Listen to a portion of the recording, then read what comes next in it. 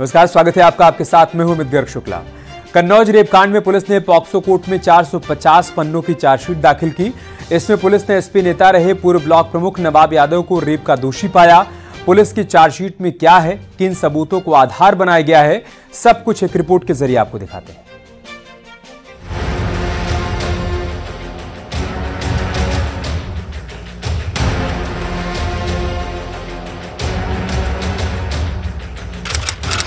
तारीख 12 अगस्त, आरोप रेप। जी हां, हम बात कर रहे हैं नवाब यादव की। हम बात कर रहे हैं कन्नौज रेप कांड की। इस मामले में पीड़िता को इंसाफ दिलाने के लिए पुलिस की कार्रवाई लगातार जारी है। अब इस केस में पुलिस ने पॉक्सो कोर्ट में 450 पन्नों की चार्जशीट दाखिल कर दी है। इसमें पुलिस ने एसपी नेता रहे पूर्व ब्लॉक प्रमुख नवाब यादव को रेप का दोषी पाया है। उसके भाई नीलू यादव को साक्ष्य छिपाने और पीड़िता की बुआ को अपराध में सह आरोपी ठहराया है। अब एक नाबालिग लड़की ने अभियुक्त नवाब सिंह यादव पे दुष्कर्म करने के आरोप लगाए थे, जिसके संबंध में थाना कोतवाली कन्नौज में मुकदमा पंजीकृत किया गया था। साक्ष्य संकलन की कार्रवाई पूर्ण की गई है। इसमें साइंटिफिक एविडेंसेस पे विशेष जोर दिया गया। शुक्रवार को दाखिल की गई चार्जशीट में पुलिस ने नवाब यादव, पीड़िता की बुआ और नीलू यादव की कॉल डिटेल्स को भी शामिल किया है।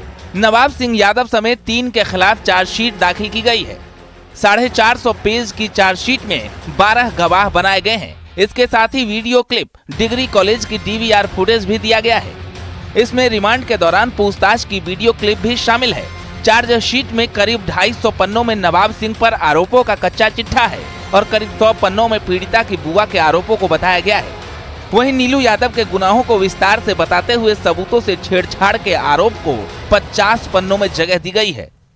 चार्जशीट में कुल 100 से ज्यादा कॉल का हवाला दिया गया है, जिसमें नवाब सिंह, बुआ और नीलू सिंह के बीच बातचीत बताई गई है।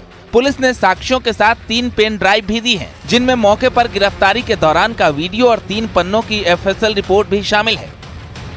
एफएसएल में भी जो फॉरेंसिक एविडेंस प्राप्त हुए थे मौके से, उनको भेजा गया था, जिसमें दुष्कर्म की बात भी प्रमाणित हुई थी। सभी तथ्यों की विवेचना में शामिल करते हुए थाना कन्नौज पुलिस द्वारा चार्जशीट लगाई जा चुकी है। दरअसल इसी साल बीते 11 अगस्त की रात नवाब यादव को उसके ही डिग्री कॉलेज से गिरफ्तार किया गया था। वहीं से पीड़िता के फोन करने पर पुलिस पहुंची थी और नवाब को आपत्तिजनक स्थिति में गिरफ्तार किया गया था। उस वक्त पीड़िता की बुआ भी वहीं मौजूद थी। बाद में बुआ को भी गिरफ्तार किया गया था। यह घटनाक्रम है जिसमें पुलिस ने गिरफ्तार करके नवाब सिंह यादव को जेल भेजा था।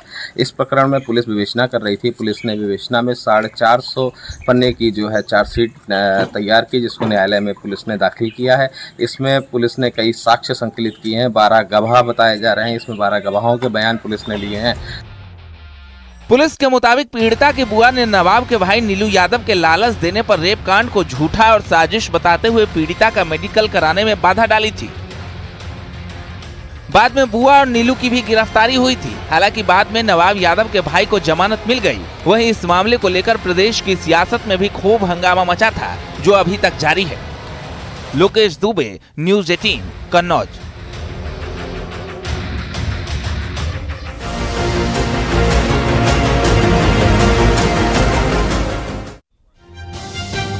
गाजियाबाद में दोस्त का एहसान चुकाने के लिए हत्या की वारदात का खुलासा हुआ। हत्यारोपी साल 2013 में हुए मुजफ्फरनगर दंगे का भी आरोपी है, जिसने मामूली सी बात पर दोस्त के लिए उसके पड़ोसी को मौत के घाट उतार दिया। क्या है पूरा मामला, एक रिपोर्ट के जरिए आपको दिखाते हैं।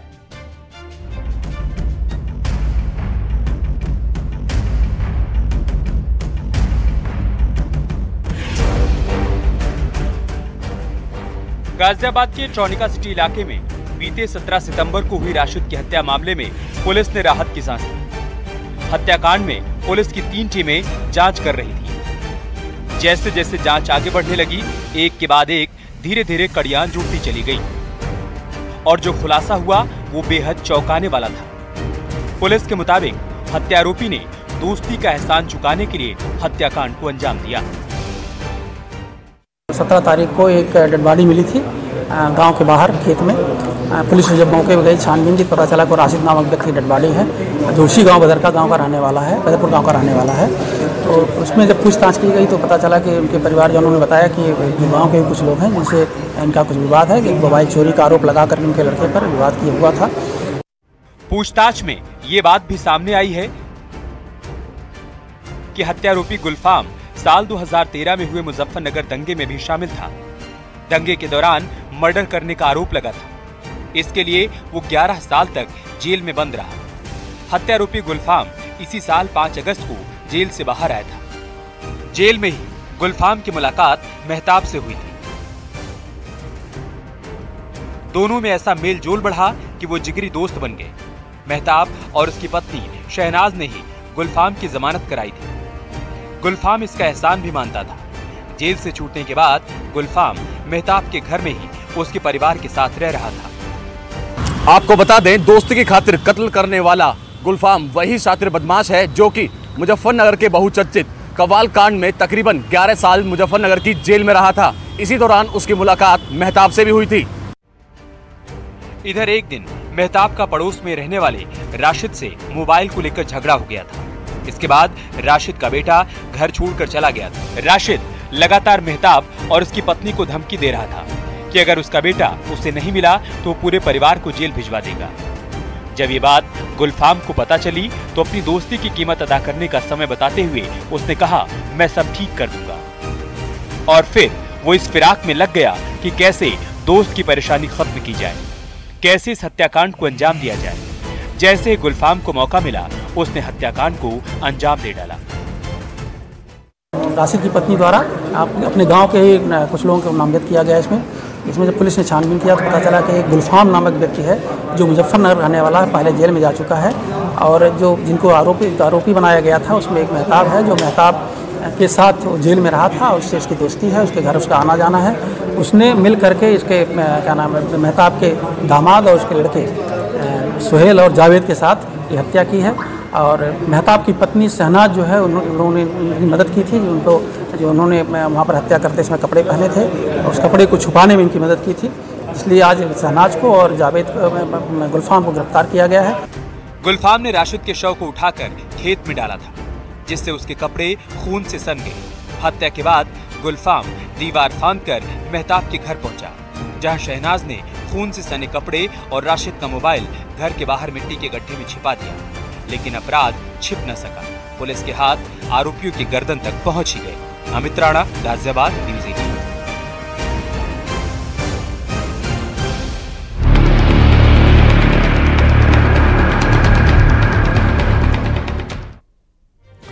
बरेली में लव जिहाद का एक मामला सामने आया जिसने पुलिस के भी होश उड़ा दिए। राहुल के वेश में छिपा था नौशाद। हिंदू लड़कियों को फंसाने के लिए वो लगातार अपना किरदार बदलता रहता था। इसके लिए उसने पूरी प्लानिंग कर रखी थी। सोशल मीडिया को उसने हथियार बना रखा था। लव जिहाद के इस खेल का आधार क्या था, कैसे इसका खुलासा हुआ, एक रिपोर्ट के जरिए आपको दिखाते हैं।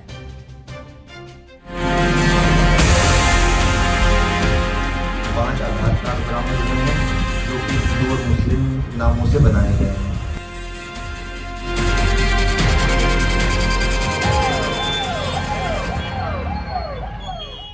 फर्जी आधार और फर्जी प्यार,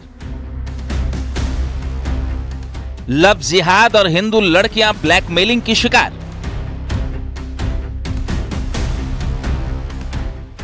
पुलिस की गिरफ्त में खड़े ये वही आरोपी हैं जिनके पास से फर्जी आधार कार्ड बरामद किए गए हैं। जिहादी मानसिकता के शिकार दोनों आरोपी फर्जी आधार कार्ड और आईडी बनाकर हिंदू युवतियों को ब्लैकमेल करते थे। पुलिस ने इनके पास से 8 फर्जी आधार कार्ड और 2 मोबाइल फोन बरामद किए हैं, जिसमें आरोपी नौशाद के पास से 5 फर्जी आधार कार्ड बरामद हुए हैं। नौशाद ने 6 इंस्टाग्राम आईडी हिंदू और मुस्लिम दोनों नाम से बना रखी थी। नौशाद नाम छिपाकर अश्लील चैट करके हिंदू लड़कियों को ब्लैकमेल करता था। वहीं दूसरे आरोपी अमान के पास से 3 फर्जी आधार कार्ड हिंदू और मुस्लिम नाम से मिले। इन आरोपियों की प्लानिंग सुनकर पुलिस भी हैरान रह गई। तो 2 लड़के विवाद करते हुए मिले जिन्होंने अपना नाम राहुल और सतीश बताया। जब उनकी गहनता से पूछताछ की गई तो नौशाद और अमान उनके नाम थे। नौशाद के पास से 5 आधार कार्ड बरामद हुए हैं जो कि हिंदू और मुस्लिम नामों से बनाए गए हैं। उसके फ़ोन में 6 इंस्टाग्राम आईडीज़ मिली हैं जो कि हिंदू और मुस्लिम समुदाय के नामों से बना रखी हैं उसने। दरअसल इज्जत नगर इलाके से इन आरोपियों को तब पकड़ा गया जब ये 2 लड़कियों से अभद्रता कर रहे थे। पुलिस ने जब इनसे नाम पूछा तो एक ने अपना नाम राहुल बताया था, लेकिन पुलिस ने जब इसकी इंस्टाग्राम आईडी चेक की तो पता चला कि ये दूसरे समुदाय का है और इसका नाम अमान है। हिंदूवादी संगठन से जुड़े एक युवक ने दोनों आरोपियों को पकड़कर पुलिस के हवाले किया था। जैसे जैसे जांच में पुलिस आगे बढ़ी, केस और बढ़ता चला गया। पुलिस की जांच में पता चला कि इनके आधार कार्ड भी फर्जी हैं। इसके बाद पुलिस ने दोनों आरोपियों के खिलाफ FIR दर्ज की। यहाँ पर फास्ट फूड की दुकान पे फास्ट फूड लेने आया था कुछ खाने के लिए, तो इन 2 लड़कों का और 2 लड़कियों का विवाद हो रहा था कुछ आपस में, ठीक है। तो मुझे थोड़ा शक हुआ, लड़की चली गई। मैंने इनसे पूछा आपका नाम क्या है, तो बोले राहुल। मैंने कहा सही नाम बताओ अपना, बोले राहुल। तो मैंने कहा अपना आधार कार्ड ID दिखाओ, नहीं दिखाई। तो मैंने कहा अपना इंस्टाग्राम दिखाया तो इनका नाम निकला नौशाद। जब नौशाद निकला तो मैंने शक मुझे हुआ तो मैंने इन्हें चौकी में ले आया। पुलिस ने नौशाद और अमान दोनों को आरोपी बनाया है। बताया जा रहा है कि हेयर ड्रेसर का काम करने वाले नौशाद के पास से जो 5 आधार कार्ड मिले उसमें उसने राहुल सुरेश जैसे नाम से पहचान बना रखी थी। जिहादी सोच का साथी अमान भी कम नहीं था। दोनों करीब 30 लड़कियों के संपर्क में थे, जिनमें से अधिकांश दूसरे समुदाय की थीं। दोनों युवक हिंदू बनकर हिंदू लड़कियों को अपने प्रेम जाल में फंसाते थे, फिर उनकी अश्लील फोटो और वीडियो बनाकर ब्लैकमेल करते थे और मोटी रकम लेते थे। लोक लाज की वजह से लड़कियां पुलिस में शिकायत दर्ज नहीं कराती थी। ऐसे में आरोपियों के हौसले और बुलंद होते चले गए।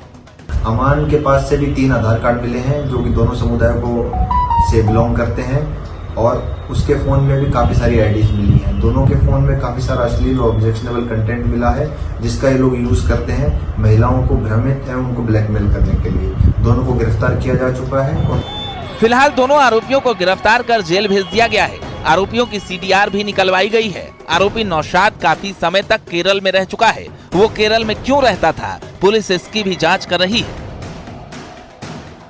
Bureau report, news 18।